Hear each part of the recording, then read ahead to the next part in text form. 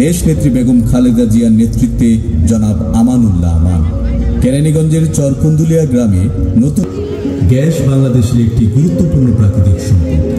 এই সম্পদ কেরানীগঞ্জবাসীর কাছে ছিল খুবই দুর্লভ। বাসীর ঘরে ঘরে গ্যাস পৌঁছে দিতে সক্ষম হন।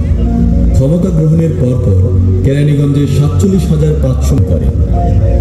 শিল্প ও অর্থনৈতিক খাতে কেরানীগঞ্জকে একটি স্বয়ংসম্পূর্ণ অর্থনৈতিক অঞ্চল হিসেবে গড়ে তোলেন জনাব আলহাজ। ঢাকা বিসিক শিল্পনগরী গড়ে তোলেন। 9 জানুয়ারি 2004 সালে গণপ্রজাতন্ত্রী বাংলাদেশ সরকারের সাবেক প্রধান বাস্তা ইউনিয়নে স্বেচ্ছাশ্রমী নিজের হাতে মাটি কেটে রাস্তা নির্মাণের কাজ উদ্বোধন করেন। মন্দির উন্নয়ন কাজ উদ্বোধন করেন।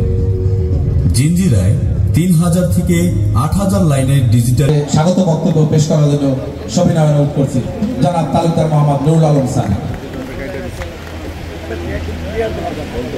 আছেন আজকের অনুষ্ঠানের প্রধান অতিথি সম্মানিত প্রতিষ্ঠাতা আমাদের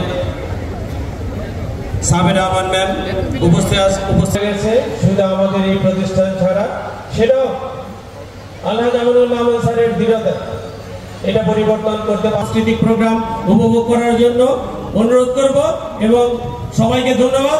আসসালামু আলাইকুম। আজকে বক্তব্য ছাত্রছাত্রীদের বরণ, প্রথমেই ছাত্রীদের বরণ পর্ব।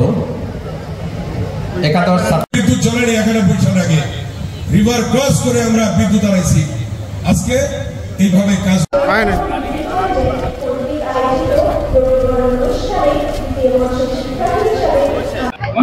ফ্যাসিস্ট, খুনি, অনৈতিক, অবৈধ সরকারের পতন হয়েছে জনগণের আন্দোলনের মধ্য দিয়ে, ছাত্র জনতার আন্দোলনের মধ্য দিয়ে।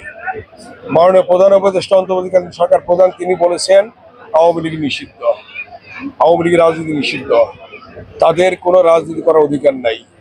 অতএব আজকে বাংলাদেশে যদি কেউ অরাজকতার সৃষ্টি করতে চায় সেটা সরকার কঠোর হস্তে দমন করবে।